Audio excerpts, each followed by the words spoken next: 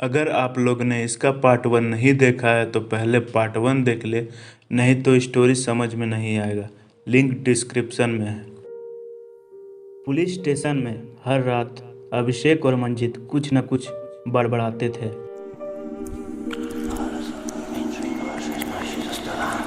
जिसके कारण वो दोनों को टॉर्चर किया जाता था, पर वो दोनों पे कोई असर ही नहीं होता था।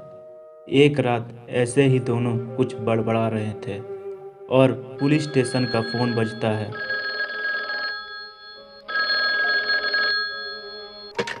Hello. Hello hello. Hello sir, hello. हमारी जान खतरे में है। प्लीज जल्दी से आइए। एड्रेस एड्रेस है सुंदर नगर, यूनिनो टावर के पास वाले बिल्डिंग में। प्लीज जल्दी से आइए। इंस्पेक्टर ने जब ये एड्रेस कांस्टेबल को बताया तो ये एड्रेस सुनते ही अभिषेक और मंजीत जेल में ही जोर जोर से चिल्लाने लगता है। इस घटना से 2 दिन पहले इस बार एक फैमिली को वही फ्लैट मकान मालिक ने रेंट पे दिया। फैमिली में 3 मेंबर थे, पति, पत्नी और एक बेटी। मकान मालिक खुश था कि इतना कुछ होने के बाद भी उसके फ्लैट में रेंटर आ रहे हैं, लेकिन उसके मन में खौफ था कि फिर वैसा ही घटना ना घटे। कुछ दिन तक तो सब कुछ ठीक था। एक दिन राजेश फ़ोन पे बिजनेस की बात करते करते छत पे चला गया। रात के करीब 12 बज गए थे। बात ख़त्म करके जब वो नीचे आने लगा तो उसे लगा कि उसका कोई पीछा कर रहा है। उसने पीछा देखा तो कोई नहीं था, पर उसका शरीर भारी लग रहा था और अजीब सी बेचैनी लग रही थी। उसने रूम में आके वो बात रिया से बोली तो उसने राजेश को रात में छत पे अकेले जाने से मना किया और स्वीटी को दूसरे रूम में सुला के दोनों सोने चले गए। रात में राजेश की नींद अचानक खुलती है और उसे ऐसा लगा कि कोई उसका नींद में गला दबा रहा हो, जैसे कि उसने अपने सपने में देखा था। वो बेड पे अकेला था। राजेश का शरीर पसीने से भीगा हुआ था और सांसें तेज थी और अचानक उसे पायल की आवाज़ सुनाई देने लगी। उसे समझ में नहीं आया कि आवाज़ आ कहाँ से रही है। राजेश को लगा कि किचन में रिया है, क्योंकि वो बेड पे नहीं थी। उसने रिया को पानी लाने को कहा, पर पायल की आवाज़ सुन के राजेश को ऐसा लगा कि कोई किचन में दौड़ रहा हो और अचानक आवाज़ शांत हो गई। राजेश को कुछ समझ नहीं आया कि रिया किचन में दौड़ क्यों रही है। वो रूम का लाइट ऑन करके रिया को देखने के लिए किचन में गया तो किचन एकदम शांत था और किचन में कोई नहीं था। उसे लगा कि रिया बाथरूम में होगी। पानी पीने के बाद जब वो सोने के लिए वापस जा रहा था तो उसने देखा कि रिया स्वीटी के साथ सो रही है। अंधेरा होने के कारण उसे कुछ साफ नहीं दिखा, तो उसने ज़्यादा ध्यान नहीं दिया और वो अपने रूम में सोने के लिए वापस आई तो देखा कि बेड पे रिया सो रही है। ये देख के वो दंग रह गया और कंफर्म करने के लिए स्वीटी के रूम में गया। उसने रूम का लाइट ऑन किया तो देखा कि रिया तो स्वीटी के साथ सो रही है। उसका दिमाग हिल गया। वो फिर अपना रूम की तरफ भागा। इस बार वहाँ पे कोई नहीं था। राजेश को लगा कि उसका वहम है और वो सो गया। सुबह जब राजेश ने रिया से पूछा कि वो किचन में दौड़ क्यों रही थी तो रिया ने बोला, पागल हो गए हो क्या? मैं डरूंगी क्या? और आपको कैसे पता? आप तो रात में खर्राटे ले रहे थे। तो मैं स्वीटी के पास सोने चली गई थी। मैं तो किचन में गई ही नहीं। तो राजेश ने बोला। मैंने तुम्हारी पायल की आवाज़ सुनी थी। ये सुन के रिया बोली, पायल, वो सब पहनना मुझे अच्छा नहीं लगता। आपको तो पता ही है। और वैसे भी शादी के दिन के बाद मैंने उसे पहना भी नहीं है। आपको गलतफहमी हुई होगी। ब्रेकफास्ट के बाद राजेश ड्यूटी के लिए चला जाता और स्वीटी स्कूल के लिए। दोनों के जाने के बाद रिया घर की साफ सफाई करने लगती है। रिया ने देखा कि किचन के बेसिन के नीचे पायल का टूटा बिखरा पड़ा है और बहुत सारे पैरों के निशान हैं। रिया को ये अजीब लगा। वो जब बेडरूम को साफ कर रही थी तो उसने देखा कि आईना एक कपड़ा से ढका पड़ा है। रिया कपड़ा हटाती है और आईना साफ करती है।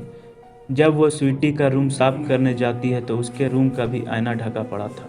उसे लगा कि ये स्वीटी की शरारत है, रात को जब सब डिनर कर रहे थे तो रिया ने राजेश और स्वीटी से आयना के बारे में पूछा, पर दोनों को इसके बारे में कुछ पता नहीं था। डिनर के बाद सब सोने चले गए। आधी रात में राजेश फिर खर्राटा लेने लगता है। रिया स्वीटी के पास सोने के लिए जाने लगती है। जब वो स्वीटी के रूम में घुसी तो उसने देखा कि एक औरत दुल्हन की कपड़े में स्वीटी के पैर के पास खड़ी है और स्वीटी को देख रही है। रिया ये देख के चिल्लाने की कोशिश की, पर उसकी आवाज़ ही नहीं निकली। उसने भागने की भी कोशिश की, पर वो भाग ना पाई। रिया को ऐसा लगा कि उसका शरीर सुन्न सा पड़ गया हो और आवाज़ को कोई छीन लिया हो। कुछ समय तक रिया उस औरत को देखती रही और अचानक वो दुल्हन रिया को देखने लगी। रिया ने देखा कि उसका चेहरा आधा जला हुआ है और वो धीरे धीरे रिया की तरफ आने लगी। जैसे जैसे वो रिया की तरफ आ रही थी वैसे वैसे उसका शरीर धुंधला होता जा रहा था और अचानक एक परछाई की तरह वो औरत जैसा गायब हो गई। रिया दौड़ते हुए राजेश के पास गई। राजेश सो रहा था। रिया ने राजेश को उठाया। क्या हुआ डियर, सोने दो ना। तुम कांप क्यों रही हो? क्या हुआ? तुम्हारा शरीर ठंडा क्यों है? और रिया राजेश का हाथ पकड़ के स्वीटी के रूम में खींचते हुए ले गई। रूम में स्वीटी सो रही थी। रिया ने इधर उधर देखा पर कोई वहाँ नहीं था। रिया को पीछे कुछ महसूस हुआ कि पीछे कोई है। उसने अचानक पलट के देखा पर वहाँ कोई नहीं था और आईना फिर से कपड़ा से ढका पड़ा है। वो ये देख के हैरान हुई क्योंकि उसने आज ही सारा कपड़ा आईना से हटा दिए थे। उसने राजेश को दिखाने के लिए आवाज़ दी पर कोई जवाब न सुन के रिया जब पीछे मुड़ती है तो उसने देखा कि राजेश रूम में नहीं है। यह देख के जब रिया रूम से बाहर निकली तो वो देखी कि राजेश किचन के दरवाजे पे खड़ा है और काँप रहा है। वो दौड़ते हुए राजेश के पास गई और वो उसने जो देखा वो देखते ही उसके होश उड़ गए। रिया और राजेश एक ही चीज़ देख रहे थे कि एक औरत जो कि दुल्हन की कपड़े में किचन के फर्श पे रेंग रही है और कुछ ढूंढ रही है। वो ढूंढते हुए अपने पायल बार बार देख रही थी जो कि सिर्फ एक ही पैर में थी और कुछ गुनगुना रही थी। ये देख के रिया चिल्ला उठी। वो सुन के वो दुल्हन रिया के पास गई और कान में बोलती है, मेरी बेटी जाग जाएगी। ये सुन के रिया कुछ नहीं बोली, बस जमीन पे गिर गई और वो दुल्हन किचन से बाहर चली गई। ये देख के राजेश स्वीटी के बेडरूम की तरफ भागा और वो देखता है कि दुल्हन ने स्वीटी को अपने बेटी की तरह लोरी सुना के सुलाने लगी। ये देख के राजेश बोला, हेलो, तुम कौन हो? क्या चाहिए तुम्हें? पर वो कुछ नहीं बोली, बस लोरी सुनाती रही। राजेश ने फिर पूछा तो केवल हंसी और स्वीटी जग जाती। पापा, आप यहाँ? क्या हुआ? मम्मी हंस क्यों रही है? राजेश के होश उड़ गए। जिसे स्वीटी मॉम बुला रही थी वो राजेश को कोई और दिख रही थी। दुल्हन स्वीटी के पास थी पर राजेश को लगा जैसे उसने राजेश की कान में बोली,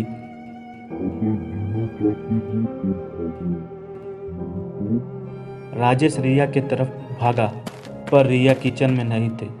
वो बाथरूम अपने बाल संवारते हुए निकली। ये देख के वो रिया को स्वीटी के रूम में लेके गया और वो देखता है कि जैसा जैसा वो दुल्हन कर रही थी रिया बस उसको नकल कर रही थी।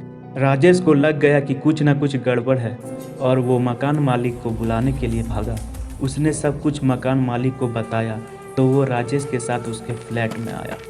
पर यहाँ पे राजेश देखा कि रिया दुल्हन की तरह सजी हुई है और उसने इससे पहले ऐसा कभी नहीं किया था। मकान मालिक को लग गया कि अब वो उसके बस में नहीं आएगी, क्योंकि जिस तरह से रिया ने मकान मालिक को देख के मुस्कुराया उसके रोंगटे खड़े हो गए थे। और रिया दूर ही थी पर मकान मालिक को लगा कि वो उसके कान में कह रही है, तुमने मेरे साथ अच्छा नहीं किया। ये सुनते ही मकान मालिक वहाँ से भागता है। राजेश को कुछ समझ ही नहीं आया कि हुआ क्या। राजेश मकान मालिक के पास जाता है और बातचीत करके समझाने की कोशिश करता है कि माजरा क्या है। मकान मालिक और राजेश में झगड़ा हो जाता है और राजेश रूम छोड़ के जाने की धमकी देता है। हम कल फ्लैट खाली कर रहे हैं, आप हमारा एडवांस वापस कर दीजिएगा। मकान मालिक राजेश और रिया का आईडी फाड़ते हुए बोलता है। रूम छोड़ने का सवाल ही नहीं होता, छापिया तुम सबको मार डालेगी। ये छाया कौन है? रिया, रिया! बोलते ही राजेश रूम की तरफ भागता है। इधर रिया स्वीटी के रूम में एक कोने में बैठ के बस आईना को देखी जा रही थी और अपना बाल संवार रही थी। रिया, रिया! बोल के राजेश की रिया के पास जाता है और उसकी हालत देख के वो पुलिस को फ़ोन करता है। इधर छाविया और स्वीटी जो कि रिया के दाएं और बाएं में बैठी थी बस रिया को देखी जा रही थी। राजेश सिर्फ रिया और स्वीटी को ही देख पा रहा था। राजेश को समझ में नहीं आ रहा था कि रिया किसको देख के डर रही है। वो बस कांपते हुए आवाज़ से पुलिस से आने की रिक्वेस्ट कर रहा था और अचानक रिया चिल्लाने लगती है और जिसे सुन के राजेश जोर से चिल्लाता है और पुलिस का फ़ोन कट हो जाता है। इधर पूरे रूम में शांति छा जाता है और उस शांति को एक ही हंसी ख़त्म करती है जो कि राजेश के पीछे से शुरू होकर स्वीटी के तरफ गई। रात के 1 बज गए थे। पुलिस का कोई पता नहीं था। राजेश ने पड़ोसियों से मदद मांगा और मदद मिला। लाली जो कि उस बिल्डिंग के पड़ोस में थी वो और कुछ पड़ोसी मदद को आए। लाली ने जब रिया को देखा तो वो रिया की हरकत देख के हैरान हो गई क्योंकि रिया की हरकत छाविया से मिल रही थी। छाविया लाली की ही बिल्डिंग में रहती थी पर वो हैरान थी कि ऐसे कैसे हो सकता है। लाली ने मकान मालिक को बुलाने को बोला पर वो नहीं आया तो सभी रिया और स्वीटी के साथ उसके रूम में गए। वहाँ पे राका अपने बेड पे बैठा हुआ था पर जितना आईना था सारा एक कपड़ा से ढका हुआ था। राका ने चिल्लाते हुए कहा, कपड़ा मत हटाओ, वो मुझे मार देगी। और लाली ने सारा आईना से कपड़ा हटा दिया। अचानक रिया चिल्लाते हुए राका की तरफ दौड़ती है जैसे वो उसको मारना चाहती हो, लेकिन वो नीचे गिर जाती है जैसे किसी ने उसका पैर तोड़ दिया हो। ये देख के शुभम रो पड़ता है। सभी शुभम को देखने लगते हैं और रिया जिसको सभी ने पकड़ रखा था उसका शरीर एकदम से हल्का हो जाता है और वो धीरे धीरे शुभम की तरफ जाने लगती है और शुभम को गले लगा के उसके कान में बोलती है, मुझे माफ कर दो, मैं हमारे बच्चे को बचा नहीं पाई।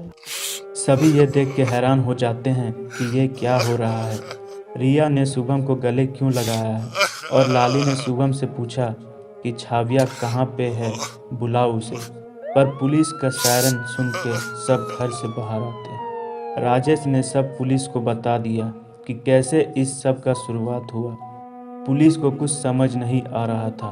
उसे बस अभिषेक और मंजीत की बातें याद आ रही थी जो वो दोनों जेल में बड़बड़ाया करता था। बहुत सोचने के बाद पुलिस ने अभिषेक और को वहां लाने का ऑर्डर दिया। जब अभिषेक और मंजीत वहां आया तो वो दोनों काँप रहे और बार बार ज़मीन पर लेट के रंजीत और उत्तम से माफ़ी भी मांग रहे थे। किसी को कुछ समझ नहीं आ रहा था कि ये दोनों क्या कर रहे हैं। जब वो दोनों ने अपनी कहानी सुनाई तो सबके होश उड़ गए। किसी ने उनकी बात पे विश्वास नहीं किया पर जब राजेश ने बोला ऐसे ही कुछ मेरे साथ हो रहा है तो सभी को लगा कि कुछ न कुछ सच्चाई है। पुलिस ने जब राका से पूछा तो उसने सब कुछ बता दिया कि कैसे उसने छाविया को उसके घर से किडनैप करके इसी बिल्डिंग में मार डाला क्योंकि वो छाविया को चाहता था पर वो शुभम से शादी कर ली थी। राका ने छाविया को शादी का प्रस्ताव दिया था पर छाविया ने साफ इनकार कर दिया क्योंकि वो शुभम से बहुत प्यार करती थी। इसी गुस्से में उसने छाविया का अपहरण करके अपने ही घर लाया और एक आईना के सामने बैठा के उसे धमकाया और दुल्हन के कपड़े पहनने को बोला और उसके बाद उसने उसका चेहरा को एसिड से धीरे धीरे जला दिया। वो हर रोज़ उसका एक शरीर का हिस्सा एसिड से जलाता था और उसे आईना में देखने को बोलता था, यही खूबसूरत चेहरे के कारण मैंने तुमसे प्यार किया।